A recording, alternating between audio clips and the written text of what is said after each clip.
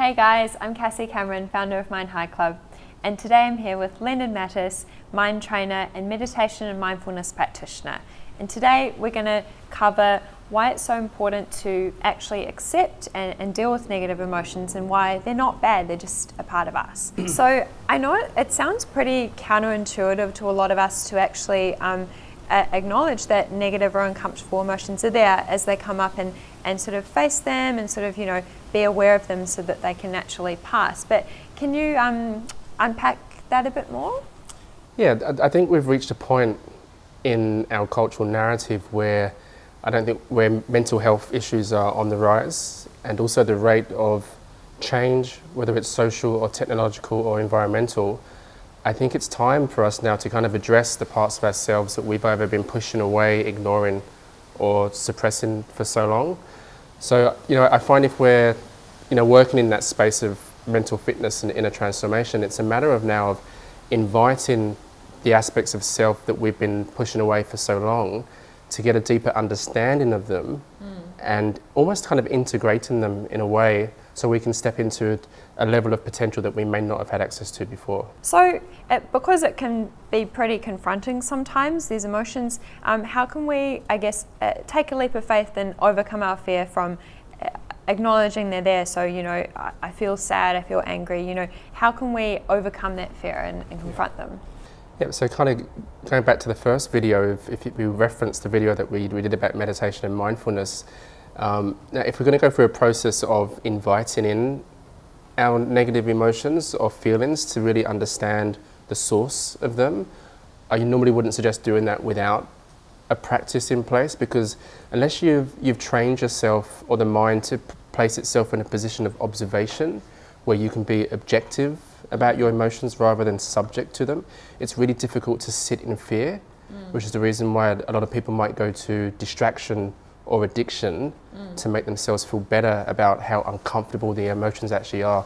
So this process of self-inquiry or contemplation of negative emotions and actually sitting with them kind of goes hand in hand with a meditation and mindfulness practice. They work really beautifully together.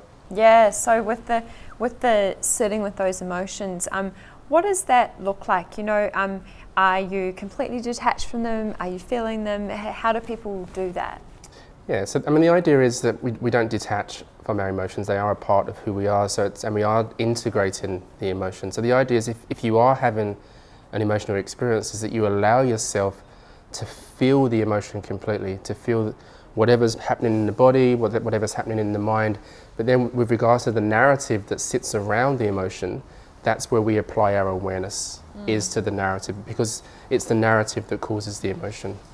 Yeah. Right.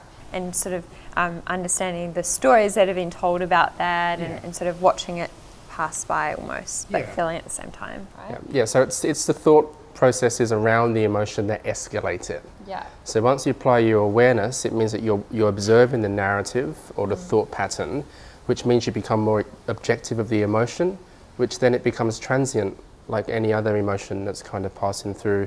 We don't attach to it, we don't grab onto it, we're just observing it. Right, so in a counterintuitive way, you're actually allowing it to pass. Yeah. Right? Yeah. It's crazy. And so when someone's actually going through this, it does that, that practice and that holding the awareness of it, the mindfulness, allow them not to be, consumed by the emotion, sort of overwhelmed by it? Yeah, it definitely puts you in a position again of where you can observe the emotion objectively, and you may ask yourself some questions in regards to, do I really feel this way, or was it something in the past that's causing the emotion that maybe needs my attention?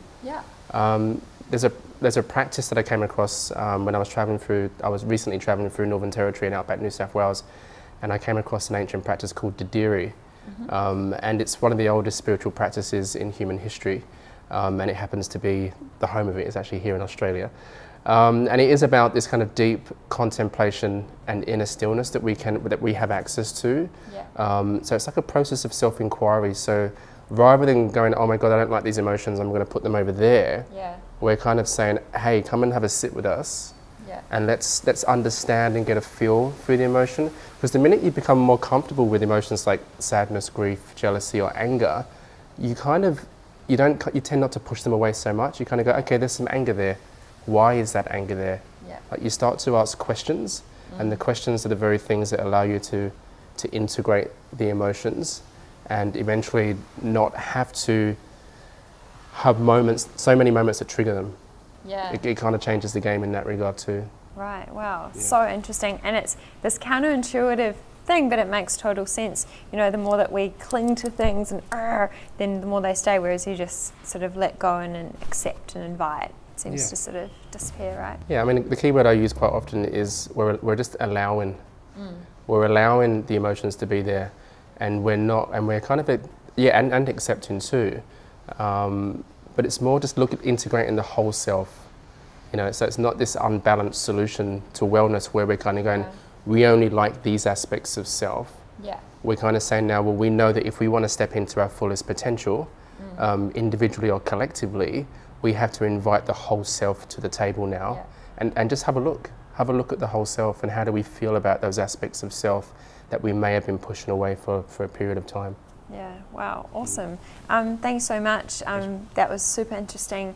There you have it, guys. You know, embracing our negative emotions can be a challenge, but it actually, you know, leads to great transformational change and for the better.